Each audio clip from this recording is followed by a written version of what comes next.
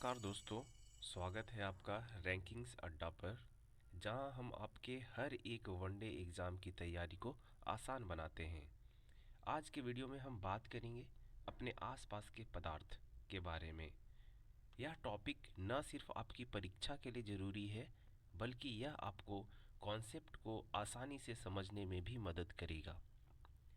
Video के अंत तक ज़रूर बने रहिए, क्योंकि मैं आपको इससे जुड़े कुछ महत्वपूर्ण टिप्स और ट्रिक्स बताते जाऊंगा जो आपके तैयारी को और बेहतर बनाएंगे। अगर आप चैनल पर नए हैं तो अभी सब्सक्राइब करें और बेल आइकन ज़रूर दबाएं, ताकि ऐसी ही महत्वपूर्ण जानकारी आपसे मिस ना हो। तो चलिए, देर नहीं करते हैं, अब शुरू करते हैं। पदार्थ क्या होता है? पदार्थ वो सामग्री है जिससे कोई वस्तु बना होता है। हर एक वस्तु किसी न किसी सामग्री से बना होता है। वो हर सामग्री को पदार्थ कहा जाता है। ये पदार्थ क्या कर ये पदार्थ में क्या होता है? ये पदार्थ में द्रव्यमान होता है और इसमें आयतन होता है। पदार्थ में द्रव्यमान होता है और साथ में आयतन होता है। आयतन कहने का मतलब वो पद, जो वस्तु स्थान छीनता है उसी को क्या कहते हैं? आयतन कहते हैं। अब आयतन का कुछ मात्रक होता है, वो जानते हैं। अंतर्राष्ट्रीय मात्रक पद्धति के अनुसार, यानी एसआई यूनिट, आयतन का क्या है? घन मीटर है, यानी मीटर क्यू है। आयतन का साधारण मात्रक लीटर है, जो अक्सर हम लोग यूज करते हैं। आयतन मापना होता है, उसके लिए हम क्या यूज करते हैं? लीटर का यूज करते हैं। अब जानना है कि लीटर और एसआई यूनिट जो मीटर क्यू था, यानी घन मीटर था, उसमें क्या रिलेशन है। तो देखते हैं। एक लीटर कहने का मतलब क्या होता है? एक लीटर कहने का मतलब होता है 1 डेसीमीटर क्यू। 1 डेसीमीटर क्यू यानी 1 लीटर बराबर 1000 मिलीलीटर, और 1 लीटर में 1000 सेंटीमीटर क्यू। ये तीन चीज आपको याद रखना है। 1 लीटर में 1 डेसीमीटर क्यू होता है। 1 डेसीमीटर क्यू ही 1 लीटर होता है। और 1 लीटर में 1000 मिलीलीटर होता है। साथ में 1 लीटर में 1000 सेंटीमीटर क्यू होता है। ये तीन पॉइंट आपको याद रखना है। अब वापस आते हैं। प्राचीन काल यानी पुराने समय से ही ऐसा ऐसा पदार्थ के बारे में समझने का प्रयास किया जाता रहा है। तो प्राचीन वैज्ञानिक कहने का मतलब ऋषि मुनि बताए हैं पदार्थ 5 तत्वों से बना है, 5 मूल तत्वों से बना है, जिसको पंच तत्व कहा गया। ये पंच तत्व क्या थे? क्षिति, जल, पावक, गगन, समीरा। क्षिति कहने का मतलब है पृथ्वी। जल कहने का मतलब है पानी। पावक कहने का मतलब है अग्नि यानी आग। गगन कहने का मतलब है आकाश। और समीर कहने का मतलब है वायु यानी हवा। अब आजकल के वैज्ञानिक जो है, आधुनिक वैज्ञानिक, वो पदार्थ को दो आधार से बांटे हैं। एक भौतिक गुणधर्म के आधार पे और एक रासायनिक गुणधर्म यानी रासायनिक प्रकृति के आधार पे। पदार्थ जो है वो कणों से मिलकर के बना होता है। इसके लिए वैज्ञानिकों के बीच दो विचारधाराएं प्रचलित थी। पहला विचारधारा था कि पदार्थ जो है वो लकड़ी का टुकड़ा की तरह सतत है। और दूसरा विचारधारा था कि पदार्थ रेत की तरह कणों से मिलकर बना हुआ है। तो विचारधाराएं दो थी। पहला विचारधारा था पदार्थ लकड़ी के टुकड़ा की तरह सतत है, और दूसरा है पदार्थ रेत की तरह कणों से मिलकर बना हुआ है। क्या आप पोटेशियम परमैंगनेट के बारे में जानते हैं? पोटेशियम परमैंगनेट का सूत्र होता है KMnO4। ये याद रखिएगा, ये इंपॉर्टेंट है। क्रिस्टल क्या होता है, ये आपके लिए आज का सवाल रहा। आप कमेंट बॉक्स में बताइए, क्रिस्टल आप क्या समझते हैं? क्रिस्टल से क्रिस्टल किसको कहते हैं? आगे देखते हैं।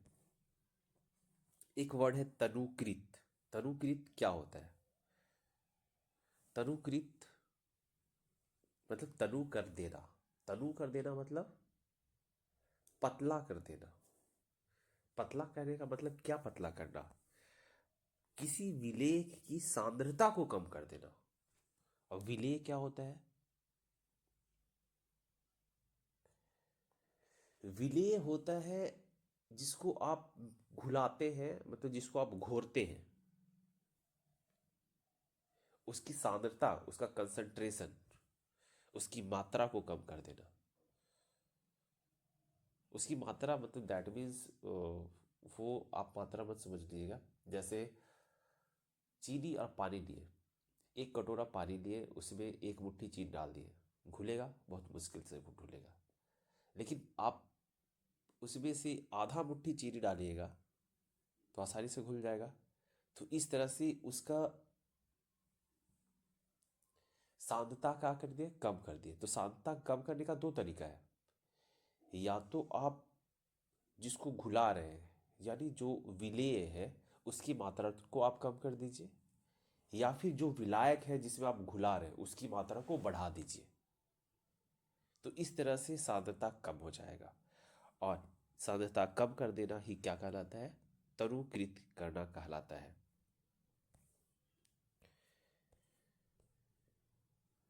पदार्थ के बीच में क्या होता है? पदार्थ के कणों के बीच में जगह होता है, यानी स्थान होता है। तो पदार्थ के कणों के बीच जो रिक्त स्थान होता है उसको कौन सा स्थान कहते हैं? अंतराण्विक स्थान कहते हैं। जब किसी चीज को घुलाते हैं किसी चीज में, यानी विलेय को विलायक में घुलाते हैं, तो विलायक के कणों के बीच जो अंतराण्विक स्थान होता है, जो रिक्त स्थान होता है, उसमें विलेय के कण जा करके घुस जाते हैं, यानी समा जाते हैं। इस तरह से हमारा विलयन तैयार होता है।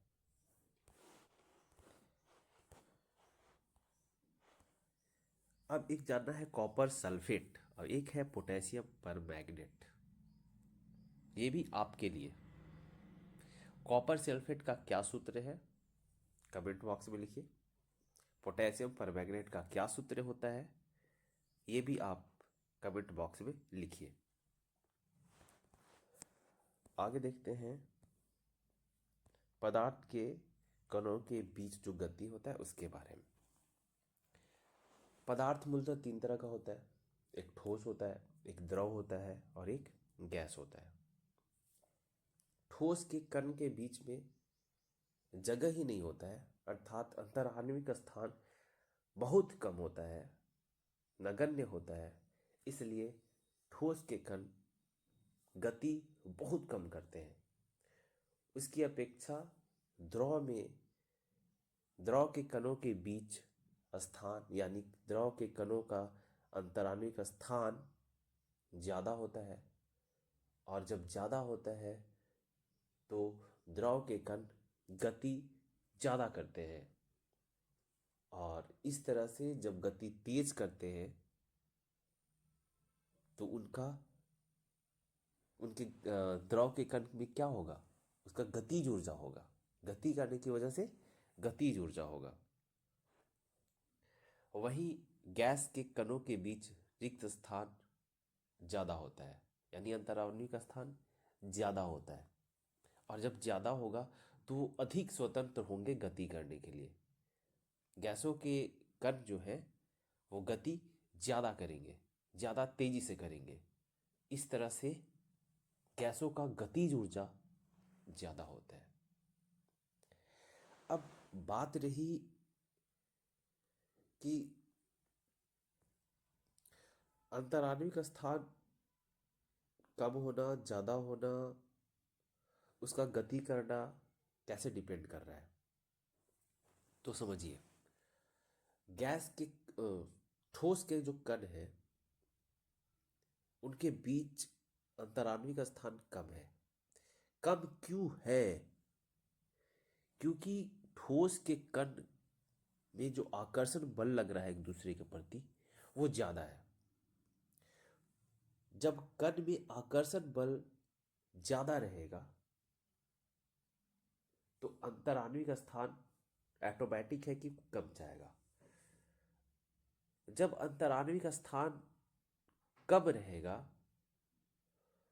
तो जो पदार्थ का जो कण है वो गति करने के लिए उतना ज़्यादा स्वतंत्र नहीं रहेगा। जितना ज़्यादा जगह मिलेगा, जितना ज़्यादा अंतराणविक स्थान होगा, उतना वो गति करेगा। और जितना वो तेजी से गति करेगा तो गति करने की वजह से उसका गतिज ऊर्जा ज़्यादा होगा। इस तरह से आप समझिए, पहले ठोस है, ठोस का कण के बीच आकर्षण बल है वो ज़्यादा है। और जब आकर्षण बल ज़्यादा है तो अंतराणविक स्थान कम है। अंतराणविक स्थान कम है तो कण जो है वो गति करने के लिए ज़्यादा स्वतंत्र नहीं है। जब ज़्यादा गति नहीं करेगा तो ठोस का जो कण है उसमें गतिज ऊर्जा कम होगा।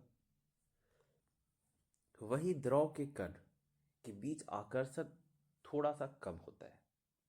जब आकर्षण बल कम है तो अंतराणविक स्थान बढ़ जाएगा और वो गति करने थोड़ा सा ज़्यादा गति करेंगे। जब गति ज़्यादा होगा, गति बढ़ेगा तो गतिज ऊर्जा भी बढ़ जाएगा। वही गैस में क्या होता है, गैस के कणों के बीच आकर्षण बल बहुत कम होता है। और जब आकर्षण बल बहुत कम होगा तो उनके बीच, उनके कणों के बीच अंतराणविक स्थान बहुत ज़्यादा होगा। जब अंतराणविक स्थान बहुत ज़्यादा होगा तो वो गति बहुत तेजी से करेंगे। और जब गति बहुत तेजी से करेंगे तो गैसों के कणों का गतिज ऊर्जा बहुत ज़्यादा होगा। इस तरह से आपको समझ में आ गया होगा कि आकर्षण बल का अंतराणविक स्थान से क्या संबंध है, अंतराणविक स्थान और गति से क्या संबंध है, गति का गतिज ऊर्जा से क्या संबंध है। अब वो एक दूसरे पे कैसे मिक्स हो जाते हैं, विलेय विलायक का वो अभी बताए थे। लेकिन ये जो विलेय और विलायक वाली बात थी वो हम कर रहे थे, हम घुला रहे थे, हम उसको घोल रहे थे। लेकिन गैस में ऐसा नहीं होता है। गैस में हमको घुलाने का जरूरत नहीं पड़ता है, वो स्वतः मिल जाता है। और ये स्वतः मिल जाना ही क्या कहलाता है, विसरण कहलाता है। विसरण। गैस के कणों के बीच अंतराणविक स्थान बहुत ज्यादा होता है। जब दूसरा गैस का कण आता है तो आसानी से उन दोनों के बीच, अंतराणविक स्थान के बीच समा जाता है, यानी समावेश कर जाता है। और जब समावेश कर जाता है इस तरह से अंतः मिश्रित हो जाता है। और ये स्वतः मिल जाना, अंतः मिश्रित हो जाना एक दूसरे के साथ क्या कहलाता है, विसरण कहलाता है। हम चाहते हैं ये विसरण तेज हो, तो विसरण तेजी से होने के लिए अंतराणविक स्थान को हमको बढ़ाना होगा। अब अंतराणविक स्थान बढ़ेगा कैसे? जब उनके कणों के बीच आकर्षण बल को कम कर दिया जाए। तो कम कैसे किया जाए? तो कम करने के लिए हम एक तापमान बढ़ा देंगे। हम उस गैस का तापमान बढ़ाएंगे, यानी गैस को गर्म करेंगे। तो गैस को गर्म करने से क्या होगा, गैसों के कणों के बीच आकर्षण बल कम हो जाएगा। जब आकर्षण बल कम होगा तो अंतराणु का स्थान बढ़ जाएगा, और जब अंतराणु का स्थान बढ़ जाएगा तो दूसरे गैस के कण आसानी से आकर के घुस जाएंगे, समा जाएंगे, समावेशित कर जाएंगे, और इस तरह से विसरण क्या होगा, तेजी से होगा।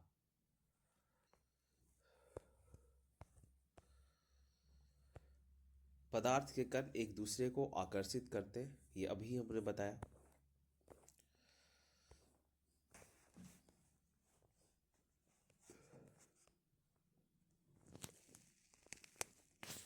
आकर्षण बल का सामर्थ्य प्रत्येक पदार्थ में अलग अलग होता है, ये भी मैंने बताया। अब पदार्थ की अवस्थाएं समझते हैं। पदार्थ के मुख्यतः तीन अवस्थाएं होते हैं, एक ठोस, एक द्रव और एक गैस। ये तीनों में क्या अंतर होता है, ये तीनों कैसे दोनों से एक दूसरे से कैसे रिलेटेड हैं, वो समझते हैं इसमें।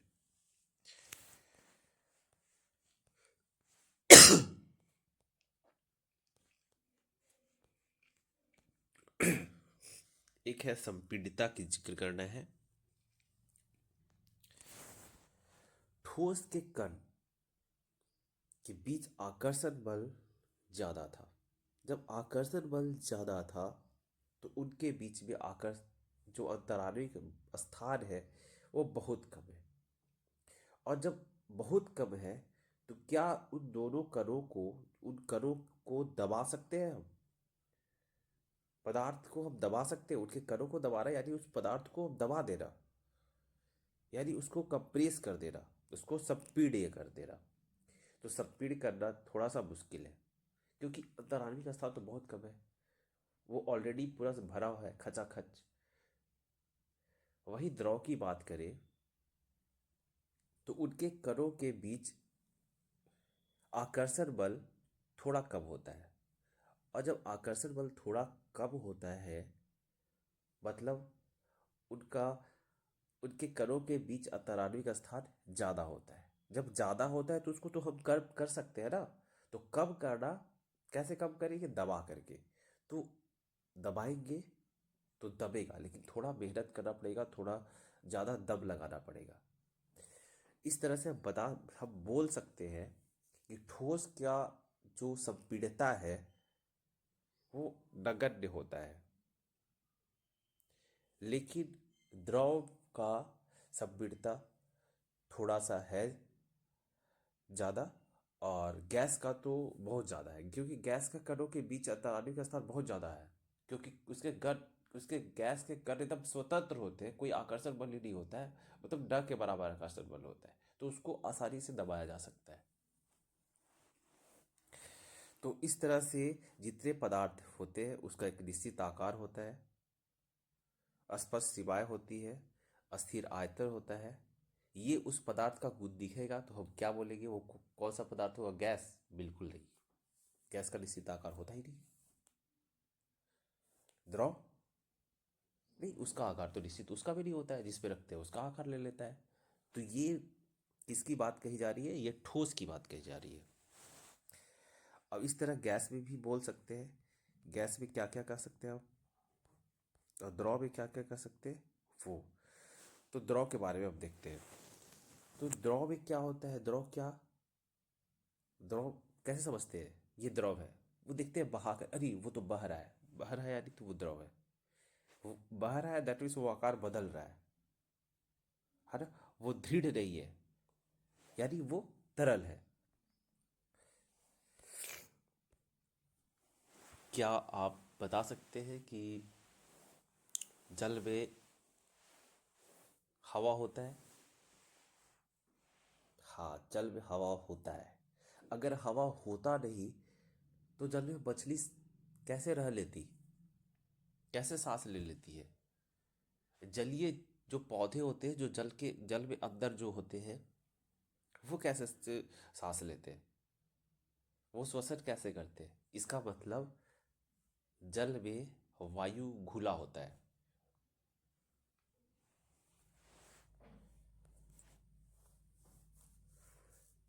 बता चुके हैं कि द्रव अवस्था के कण स्वतंत्र होते हैं, थोड़ा स्वतंत्र गति करते हैं, लेकिन उतने स्वतंत्र गति नहीं करते हैं जितना गैस करते हैं।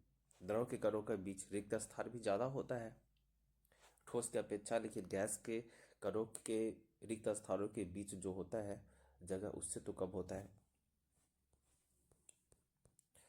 ये देखिए संपीड़ितता को दर्शाया है। गैस गैस को इसमें पिस्टन से दबाएगा सिरिंज में तो दब जाएगा आसानी से। ठोस और द्रव की तुलना में गैस की संपीड़ितता ज़्यादा होती है। एक जानना है एलपीजी का फुल फॉर्म क्या होता है। एलपीजी का फुल फॉर्म होता है लिक्विफाइड पेट्रोलियम गैस, यानी द्रवीकृत पेट्रोलियम गैस।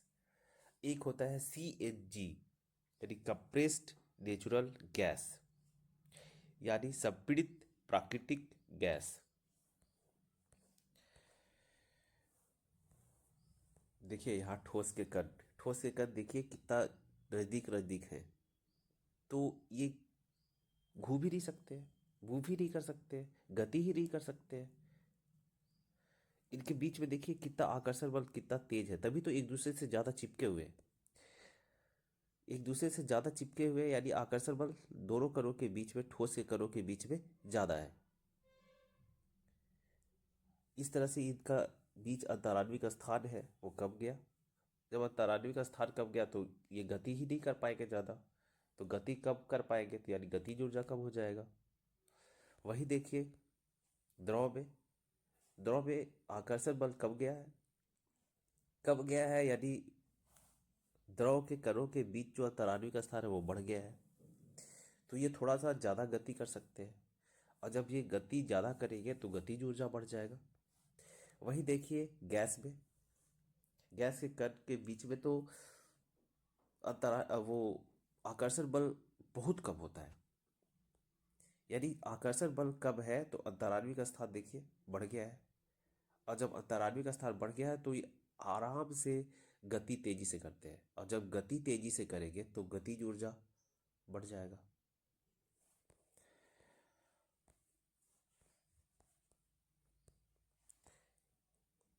गैसीय अवस्था में कणों की गति अनियमित और अत्यधिक तीव्र होती है। गैस पे दबाव काम करता है, दबाव लगता है। हाँ, एक घनत्व जानना है। घनत्व क्या होता है? किसी तत्व के द्रव्यमान प्रति इकाई आयतन को घनत्व कहते हैं। यानी किसी का घनत्व निकालना है तो आपको सबसे पहले उसका द्रव्यमान निकालना पड़ेगा। मतलब कितना पदार्थ के कणों से मिलकर बना है, कितना उसमें पदार्थ की मात्रा है, वो द्रव्यमान कहलाता है। पदार्थ की मात्रा कितनी है वो द्रव्यमान कहलाता है। तो उसकी पदार्थ की मात्रा निकालना पड़ेगा, कितना उसका द्रव्यमान है, और उसको कितना वो स्पेस छेके हुए हैं,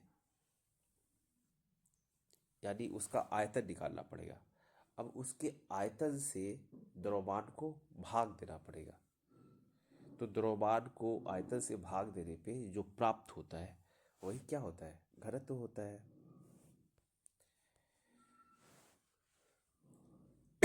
अब बताइएगा 1 किलो रुई और 1 किलो लोहा, इससे भारी कौन होगा? पहला सवाल। दूसरा सवाल है कि 1 किलो लोहा और 1 किलो रुई, इसमें द्रव्यमान किसका कम होगा, किसका ज़्यादा होगा?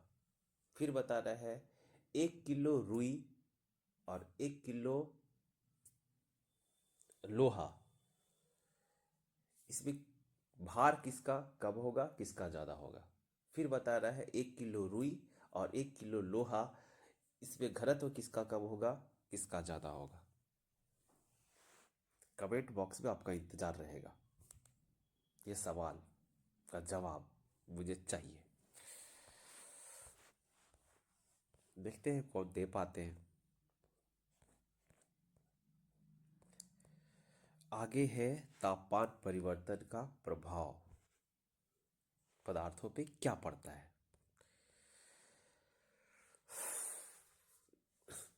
बताते हैं, समझिए पहले, उसके बाद ध्यान देखिएगा।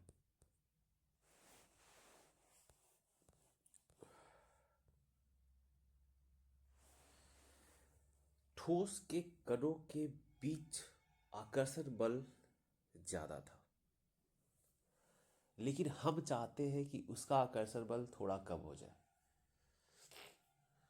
तो हम उसको तापमान देंगे। ठोस को जब हम तापमान देंगे, यानी ठोस का तापमान बढ़ाएंगे, ठोस का तापमान बढ़ाने से ठोस के कणों का आकर्षण बल कम हो जाएगा। जब आकर्षण बल कम हो जाएगा, जब आकर्षण बल वीक पड़ेगा, तो अंतराण्विक स्थान ऑटोमेटिक बढ़ जाएगा। और जब अंतराण्विक स्थान ऑटोमेटिक बढ़ जाएगा तो कण गति करना शुरू कर देंगे, तेजी से गति करेंगे। और जब उस ठोस का कण गति तेजी से करेगा तो उस ठोस के कणों का गतिज ऊर्जा बढ़ जाएगा। तो इस तरह से हम बोल सकते हैं कि ठोस में तापमान बढ़ा देने से ठोस के कणों की गतिज ऊर्जा बढ़ जाती है, अर्थात कण अधिक तेजी से कंपन करने लगते हैं। और जब कंपन करने लगते हैं अर्थात ठोस के कण का आकर्षण बल कम होने लगता है और वो अपना स्थान छोड़ करके अधिक स्वतंत्र हो जाते हैं और इस तरह से उसकी गतिज ऊर्जा बढ़ जाएगी। लेकिन ये एक बात है, कितना तापमान दे कि ठोस गल जाए, अर्थात आकर्षण बल इतना लूज हो जाए कि वो द्रव अवस्था में आ जाए। तो वो एक निश्चित तापमान, जितना तापमान ग्रहण करके ठोस द्रव अवस्था में बदलने लगता है, उसको गलनांक कहते हैं।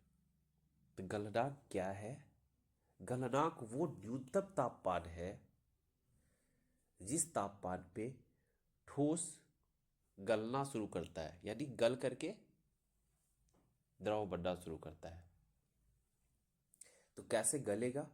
पहले तापमान लेगा, ग्रहण करेगा ठोस का कण, ठोस का कण तापमान ग्रहण करेगा तो उसके बीच जो है आकर्षण बल कम होने लगेगा। आकर्षण बल कम होने लगेगा, अंतराण्विक स्थान बढ़ने लगेगा और इस तरह से वस्तु का कण, जो उस पदार्थ, उस ठोस पदार्थ का कण गति करना शुरू कर देगा। और गति करना शुरू करेगा यानी गति तेजी से करना शुरू करेगा। तो गति का तेजी से कर गति में तेजी लाने की वजह से, तेजी आने की वजह से गतिज ऊर्जा बढ़ जाएगा। किसी ठोस का गलनांक उसके कणों के बीच आकर्षण बल के सामर्थ्य को दर्शाता है। गलनांक क्या है? ठोस के कणों के बीच आकर्षण बल कितना है उस पर डिपेंड करता है। कुछ है कम तापमान पे ही गल जाएगा तो उसका गलनांक कम है। कुछ ऐसे ठोस पदार्थ होते हैं जिसको अधिक तापमान की जरूरत होती है गलने के लिए, तो यानी उसका गलनांक ज्यादा है। कहने का मतलब है कि कुछ ठोस ऐसे होते हैं जिनके कण का आकर्षण बल ज्यादा है। तो जब आकर्षण बल ज्यादा है तो उसको, उस आकर्षण बल को तोड़ने के लिए हमको ज्यादा तापमान की जरूरत पड़ेगी। तो ज्यादा तापमान कहने का मतलब उसका गलनांक क्या है? ज्यादा है। और कुछ ऐसे पदार्थ का कण होता है जिसका आकर्षण बल कम होता है, जिसको कम तापमान पे ही तोड़ा जा सकता है। तो कम तापमान लगा तो उसका गलनांक कम है। तो बर्फ का गलनांक कितना है आखिर? तो बर्फ का गलनांक होता है 273.15 केल्विन। अब केल्विन क्या होता है? केल्विन होता क्या है? हम तो सेल्सियस फ़ारेनहाइट जानते हैं। तो केल्विन क्या है? तापमान का एसआई यूनिट है। और 0 डिग्री सेल्सियस में कितना केल्विन होता है? 273.15, 273.15 केल्विन होता है। तो हमको सेल्सियस से केल्विन में बदलना है, तो क्या करना पड़ेगा? 273.15 को जोड़ना पड़ेगा। तो 1 सेल्सियस में कितना केल्विन हो जाएगा? तो 201 जोड़ 273.15 केल्विन, तो टोटल कितना हो जाएगा? 274.15 केल्विन। इस तरह से हम निकाल सकते हैं। लेकिन सुविधा के अनुसार 273.15 को हम 273 ही लेकर के चलते हैं। तो बर्फ का गलनांक कितना है? 273.15 केल्विन। और ये गलने की प्रक्रिया यानी ठोस से द्रव अवस्था में परिवर्तन होने को क्या कहते हैं? संगलन कहते हैं। लेकिन जिस तापमान पे गलेगा उसको गलनांक कहते हैं। और ये प्रक्रिया ठोस से गैस में बदलना क्या कहलाएगा? संगलन। अब आगे बढ़ते हैं। किसी ठोस के गलने की प्रक्रिया में तापमान समान रहता है। कैसे? जब तक संपूर्ण अगर बर्फ का बात किया जाए, बर्फ को पानी में बदला जाए, तो बर्फ तब तक नहीं सारा पिघल जाएगा, बर्फ तब तक नहीं पिघलेगा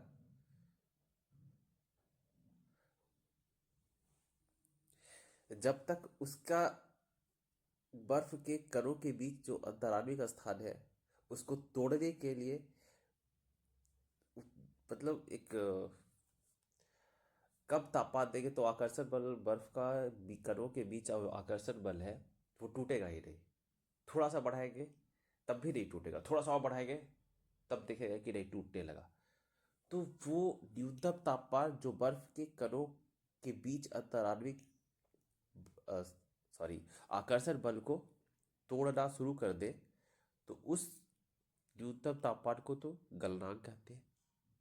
लेकिन ये प्रक्रिया जो बर्फ है वो पानी में बदलना शुरू हो जाएगा, यानी पानी में बदल जाएगा बर्फ। ये प्रक्रिया क्या कहलाएगा? संगलन कहलाएगा। अब इसके बीच में देखते हैं जो गलनांक था वो न्यूनतम तापमान था। क्या उस न्यूनतम तापमान से हम ज्यादा तापमान दें तो वो तापमान पता चलेगा? वो छू करके देखने पे कि नहीं उसका टेम्परेचर बढ़ गया बर्फ का या उस जल का? तो नहीं। जितना तापमान देंगे सारा तापमान कहाँ चला जाएगा? आकर्षण बल को तोड़ने में। तो जितना तापमान देंगे वो सारा का सारा तापमान बर्फ के कणों के बीच आकर्षण बल को तोड़ने में चला जाएगा। और इस तरह से वो जो तापमान है वो दिखेगा ही नहीं, वो पता ही नहीं चलेगा। तो उसको ही क्या कहते हैं? किसी ठोस के गलने की प्रक्रिया में तापमान समान रहता है। कैसे? इसको देखते हैं। ऊष्मीय ऊर्जा का नाम सुने? जो ऊर्जा ऊष्मा के रूप में होता है उसको ऊष्मीय ऊर्जा कहते हैं। तापमान बढ़ाना है तो आपको ऊष्मीय ऊर्जा का जरूरत पड़ेगा। बर्फ है उसको पिघलाना है तो आपको ऊष्मीय ऊर्जा का जरूरत पड़ेगा।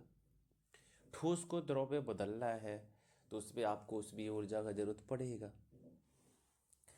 तो जब हम किसी ठोस को ऊष्मीय ऊर्जा देते हैं तो वो ऊष्मीय ऊर्जा क्या काम करता है? ठोस के कणों के बीच जो आकर्षण बल लग रहा होता है उसको तोड़ने का काम करता है। तो वो उष्मीय ऊर्जा प्राप्त करेगा, आकर्षण बल टूटना शुरू करेगा। तो उष्मीय ऊर्जा दैट मीन्स तापमान, उसमें उष्मीय ऊर्जा में भी तो तापमान होगा ना। तो उस वो न्यूनतम तापमान जिसमें वो टूटना शुरू कर जाएगा, तो वो तो गलनांक कहलाता है। ये प्रोसेस, ये प्रक्रिया, टूटने का प्रक्रिया यानी ठोस का द्रव में बदलने का प्रक्रिया संगलन कहलाता है। लेकिन अगर हम ऊष्मा दे रहे हैं, ऊष्मीय ऊर्जा दे रहे हैं, तो ये ऊष्मीय ऊर्जा कहाँ जाएगा? वो सारा का सारा ठोस के कणों के बीच आकर्षण बल को तोड़ने के काम में आता जाएगा। ठोस के कण का बीच जो आकर्षण बल है उसको तोड़ने में लगा रहेगा। और इस तरह से हम देखेंगे कि गलनांक पर पहुंचने के बाद, मतलब गलनांक प्राप्त कर लिया, वो टूटने लगा आकर्षण बल। तो जब हम उसका तापमान मापते हैं तो देखते हैं कि तापमान वही का वही है। उसकी ऊर्जा हम दिए जा रहे हैं, दिए जा रहे हैं, तापमान में तो परिवर्तन होना चाहिए ना, तापमान तो बढ़ना चाहिए ना। तापमान बढ़ नहीं रहा है। तो सारा उसकी ऊर्जा जो है, जितना आप दे रहे हैं, सारा का सारा उसकी ऊर्जा वो आकर्षण बल तोड़ने के में लग जाता है, उसी आकर्षण बल को तोड़ने में लगा हुआ है। इसलिए आपको तापमान पता ही नहीं चलेगा कि तापमान बढ़ रहा है कि नहीं। तो ये तापमान छुपा हुआ है। आप तो इंतजार कर रहे हैं कि हम ऊष्मा दे रहे हैं तो उसका तापमान बढ़ा हुआ आपको फील हो, लेकिन तापमान तो बढ़ा हुआ आपको मिलेगा नहीं। तो ये तापमान जो छुपा हुआ है यानी गुप्त है, तो इसे ही गुप्त ऊष्मा कहते हैं। तो सवाल ये रहेगा कि गुप्त ऊष्मा क्या है। तो आप, यकीन है कि आप समझ गए होंगे गुप्त ऊष्मा क्या है। गुप्त ऊष्मा वो छुपा हुआ ऊष्मा है।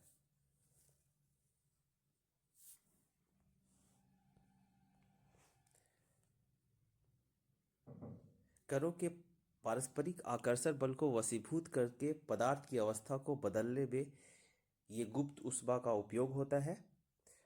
और गुप्त, गुप्त का मतलब होता है छिपा हुआ। वायुमंडलीय दाब पर 1 किलोग्राम ठोस को उसके गलनांक पर द्रव में बदलने के लिए जितनी ऊष्मीय ऊर्जा की आवश्यकता होती है उसे संगलन की प्रसुप्त ऊष्मा कहते हैं। फिर से सुनिएगा, वायुमंडलीय दाब पर 1 किलोग्राम ठोस को उसके गलनांक पर द्रव में बदलने के लिए जितनी ऊष्मीय ऊर्जा की आवश्यकता होती है उसे संगलन की प्रस्तुत ऊष्मा कहते हैं। तो प्रस्तुत ऊष्मा क्या है? तो प्रस्तुत ऊष्मा वो ऊष्मा है जो वायुमंडलीय दाब पर 1 किलोग्राम ठोस को उसके गलनांक पर द्रव में बदलने के लिए जो आवश्यक होता है, उस आवश्यक ऊष्मीय ऊर्जा को संगलन की प्रसुप्त ऊष्मा कहते हैं। अर्थात 273 केल्विन पर जल के कणों की ऊर्जा उसी 0 डिग्री सेल्सियस यानी 273 केल्विन तापमान पर बर्फ के कणों की ऊर्जा से अधिक होती है।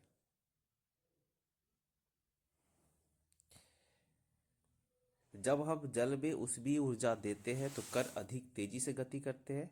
एक निश्चित तापमान पर पहुंचकर कणों में इतनी ऊर्जा आ जाती है कि वे परस्पर आकर्षण बल को तोड़कर स्वतंत्र हो जाते हैं। इस तापमान पर द्रव गैस में बदलना शुरू हो जाता है। वायुमंडलीय दाब पर वह तापमान जिस पर द्रव उबलने लगता है उसे इसका क्वथनांक कहते हैं। जैसे ठोस द्रव में बदल रहा था तो गलनांक कहलाया था। अब द्रव है वो गैस में बदलेगा तो उसको क्वथनांक कहते हैं। जिस तापमान पे, जिस न्यूनतम तापमान पे द्रव गैस में बदलने लगेगा उसको क्वथनांक कहेंगे। अब द्रव है, वो ठोस है, द्रव में बदल गया है या फिर कोई नया द्रव है, उसको हम जब उस भी ऊर्जा देंगे तो वो तब तक नहीं बदलेगा गैस में जब तक कि उसके आकर्षण बल को उस द्रव के कणों के बीच आकर्षण बल टूटना शुरू न कर दे। तो अगर आप कम तापमान दीजिएगा तो टूटेगा नहीं। उस आकर्षण बल को तोड़ने के लिए जितना न्यूनतम तापमान का जरूरत है कि द्रव के कणों के बीच आकर्षण बल है वो टूट जाए, तो वो तापमान, वो न्यूनतम तापमान क्वथनांक कहलाएगा। जब आकर्षण बल टूटेगा तो द्रव के कण के बीच अंतराण्विक स्थान बढ़ जाएगा। जब अंतराण्विक स्थान बढ़ेगा तो जो कण है वो अधिक स्वतंत्र अवस्था में तेजी से गति करेंगे, और जब तेजी से गति करेंगे तो उनका गतिज ऊर्जा भी बढ़ जाएगा। तो गैस का गतिज ऊर्जा द्रव की गतिज ऊर्जा से ज़्यादा होगा। तो क्वथनांक क्या हुआ, एक बार फिर से द्रवणांक और क्वथनांक समझ लेते हैं। गलनांक, गलनांक यानी द्रवणांक, ठोस जिस न्यूनतम तापमान पर गलना शुरू कर देता है वो गलनांक कहलाता है, और जिस न्यूनतम तापमान पे द्रव गैस में बदलना शुरू कर देता है तो उसको क्वथनांक कहते हैं। वही लिखा है, वायुमंडलीय दाब पर वह तापमान जिस पर द्रव उबलने लगता है उसको क्या कहते हैं, क्वथनांक कहते हैं।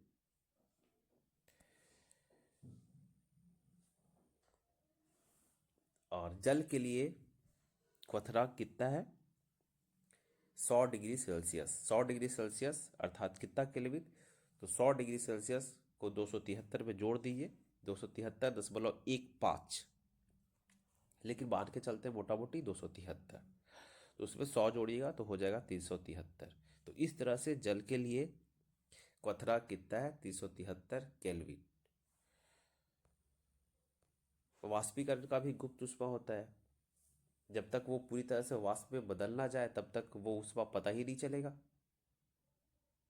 तो उसको क्या कहेंगे, ऊष्मा दे रहे हैं वो दिख नहीं रहा है, तापमान बढ़ ही नहीं रहा है, तो उसको क्या कहते हैं, गुप्त ऊष्मा कहते हैं वाष्पीकरण का।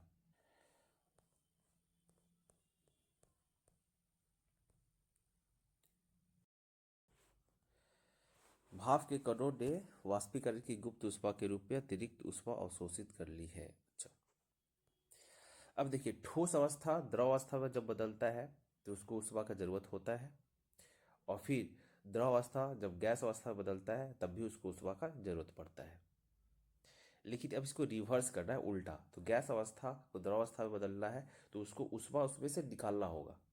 ऊष्मा अभी दे रहे थे ना बदलने के लिए, अभी उल्टा कर रहे हैं ना, तो उसमें से ऊष्मा लेना पड़ेगा, खींचना पड़ेगा, निकालना पड़ेगा, तो उसको शीतलता का जरूरत पड़ेगा।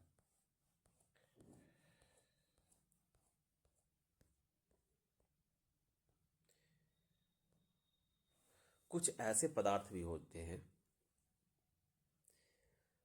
जो ठोस से बिना द्रव में बदले गैस में बदल जाते हैं। तो गैस में बदलने, ठोस से सीधे गैस में बदलने की प्रक्रिया क्या कहलाती है, ऊर्ध्वपातन कहलाता है। और गैस से सीधे ठोस में बदलने की प्रक्रिया उल्टा, गैस से सीधे ठोस में बदलने की प्रक्रिया को क्या कहते हैं, निक्षेपण कहते हैं। तो क्या आप बता सकते हैं ठोस को द्रव में बदलने की प्रक्रिया को क्या कहते हैं, पहला सवाल। दूसरा सवाल, द्रव को ठोस में बदलने की प्रक्रिया को क्या कहते हैं। तीसरा सवाल, द्रव को गैस में बदलने की प्रक्रिया को क्या कहते हैं। चौथा सवाल, गैस को द्रव में बदलने की प्रक्रिया को क्या कहते हैं। कमेंट बॉक्स में जरूर बताइएगा, ये सवाल आपके लिए, और ये महत्वपूर्ण सवाल है, आपको जानना चाहिए। अब देखेंगे दाब परिवर्तन का प्रभाव।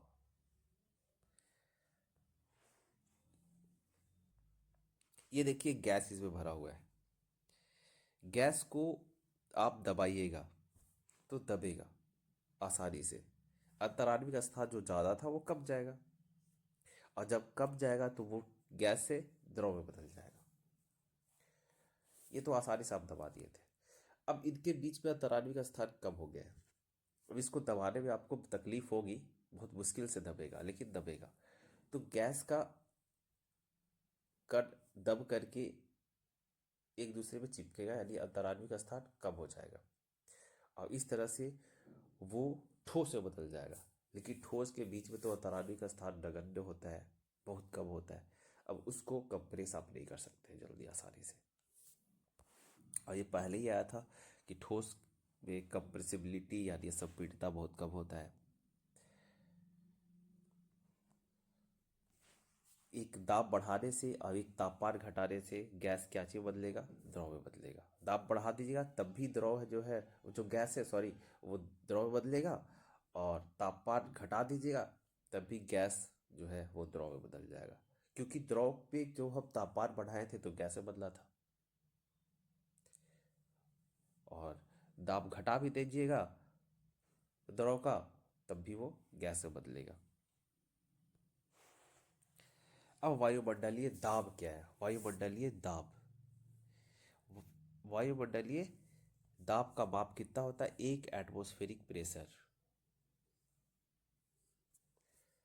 वायुमंडलीय दाब का माप है एक एटमॉस्फेरिक प्रेशर, एक एटमॉस्फेयर सॉरी। एटमॉस्फेयर गैसीय दाब का मापन का मात्रक है। दाब का एसआई मात्रक लेकिन क्या है? दाब का एसआई मात्रक है पास्कल। ये पूछा जाएगा, ये इंपॉर्टेंट है। दाब का एसआई मात्रक क्या है? पास्कल। एक एक एटमॉस्फेयर में कितना पास्कल होता है? 1.01 गुने 10⁻5 पास्कल। सामान्यतः हम मान लेते हैं एक एटमॉस्फेयर में 10⁻5 पास्कल होता है, लेकिन रियल में 1.01 गुने 10⁻5 पास्कल होता है। जैसे 1 डिग्री सेल्सियस में कितना केल्विन होता था? 273.15 केल्विन। लेकिन हम मान के चलते थे 1 डिग्री सेल्सियस में 273 केल्विन। उसी तरह हमको मान के चलना पड़ेगा एक एटमॉस्फेयर में 10⁻5 पास्कल। और ये एटमॉस्फेयर क्या कहलाता है? यही वायुमंडलीय दाब कहलाता है। समुद्र के सतह पे वायुमंडलीय दाब एक एटमॉस्फेयर होता है, और इसे ही हम सामान्य दाब कहते हैं।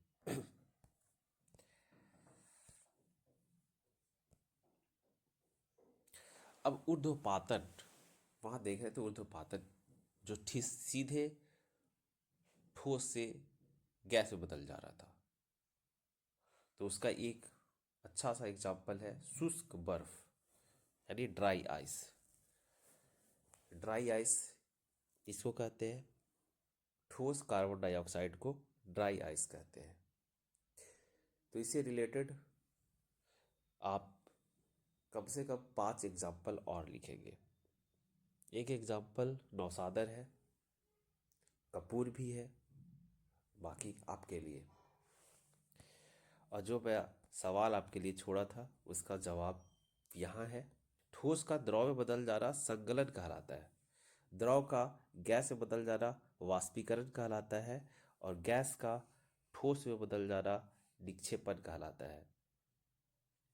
अब उल्टा देखते हैं, ठोस का गैस में बदल जाना क्या कहलाता है? ऊर्ध्वपातन कहलाता है। गैस का द्रव में बदल जाना क्या कहलाता है? संघनन कहलाता है। और द्रव का ठोस में बदल जाना क्या कहलाता है? जमना कहलाता है।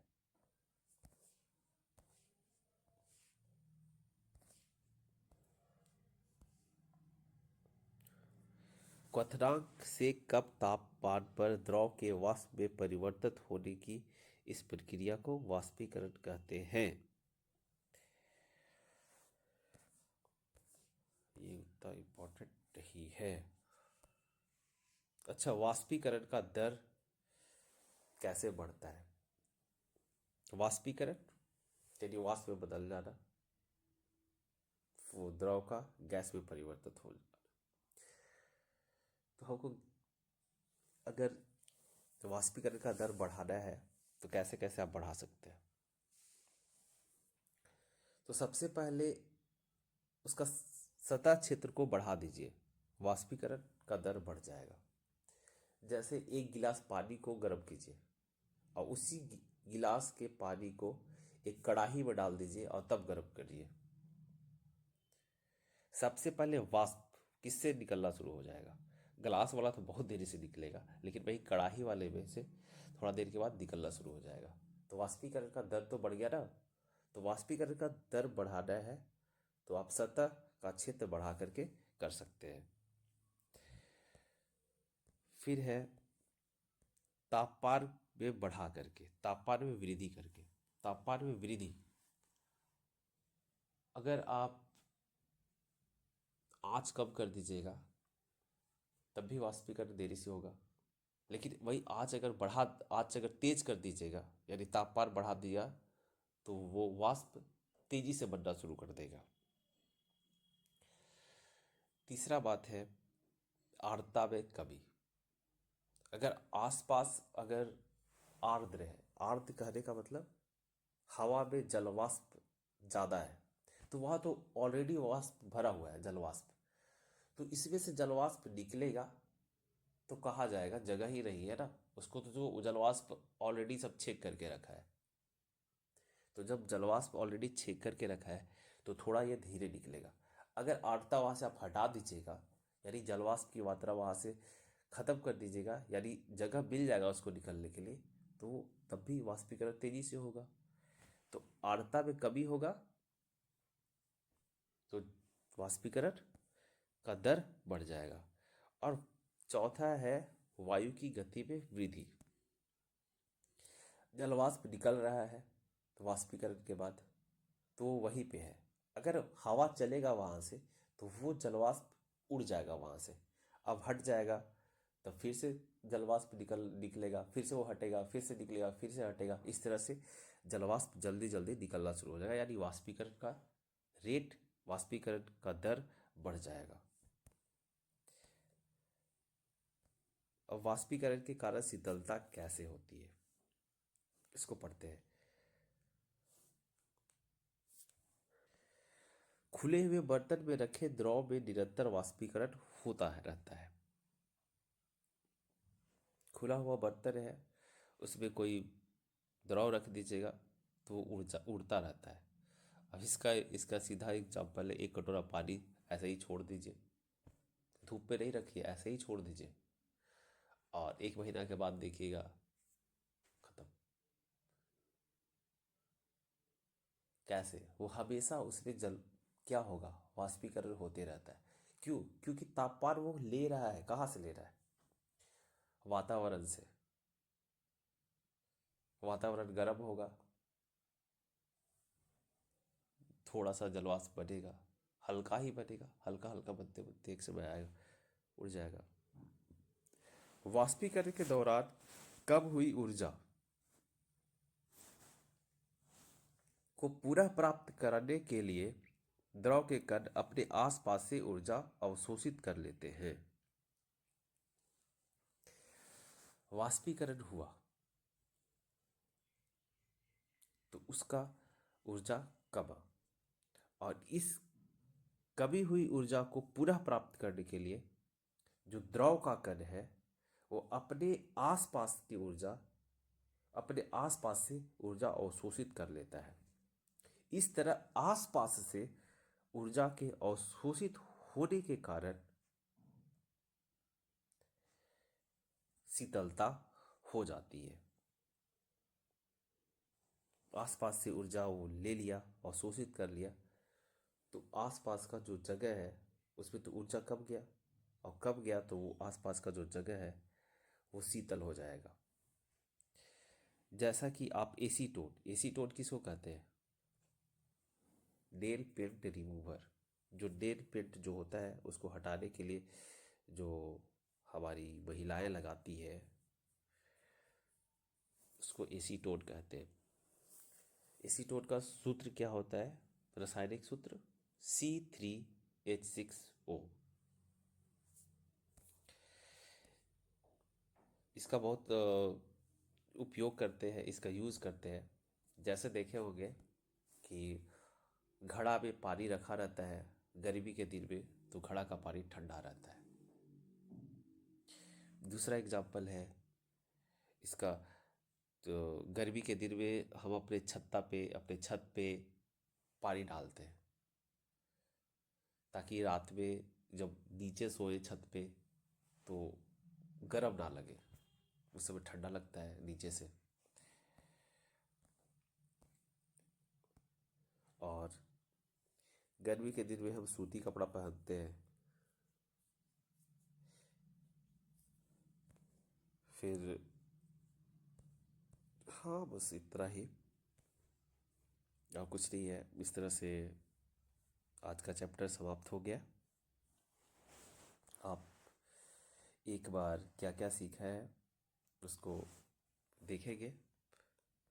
ये मैं नहीं पढ़ूंगा, ये आपको पढ़ना है।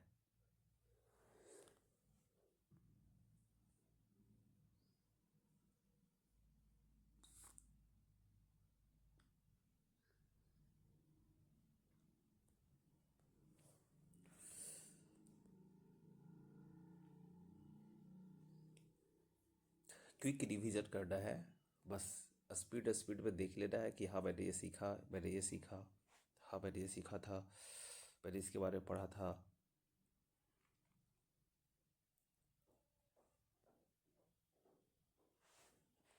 और आपको तो ये हर हाल में याद कर लेना है। तापमान का मात्रक क्या है? केल्विन है।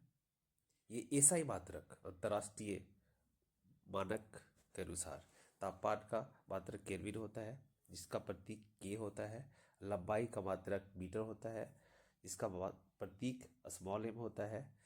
सनहती यानी द्रव्यमान का मात्रक क्या होता है? किलोग्राम होता है, इसको केजी से रिप्रेजेंट करते हैं, प्रतीक किलोग्राम केजी होता है। भार भार का होता है मात्रक न्यूटन, इसका प्रतीक होता है कैपिटल एन। आयतन, इसका मात्रक होता है घन मीटर, प्रतीक है स्मॉल एम का क्यू। घनत्व, इसका मात्रक है किलोग्राम प्रति घन metre, KG metre cube. Metre पे माइनस क्यू है, यानी केजी पर मीटर क्यू है ये। फिर दाब का मात्रक होता है पास्कल, प्रतीक उसका पी ए है। इस तरह आज का कक्षा समाप्त हुआ। आपको अगर ये वीडियो पसंद आया है तो अपने दोस्तों, अपने साथियों के बीच शेयर ज़रूर करें। और सब्सक्राइब नहीं किए हैं तो सब्सक्राइब ज़रूर कर लें, नोटिफिकेशन बेल आइकन ज़रूर दबा दें ताकि आपको अपडेट्स मिलता रहे। और ये कक्षा आपके लिए बहुत ज़्यादा महत्वपूर्ण रहा। और एनसीईआरटी को, रेलवे के लिए तो बहुत ज़्यादा इम्पोर्टेंट है। रेलवे सिर्फ एनसीईआरटी ये कक्षा पढ़ के, जो सीरीज़ जो चल रहा है एनसीईआरटी का, ये सीरीज़ को आप अच्छे से कवर करके आप साइंस का एक भी क्वेश्चन नहीं छोड़ सकते। साइंस आप 100% करके आ सकते हैं, बशर्ते आपको याद रहना चाहिए। तो धन्यवाद।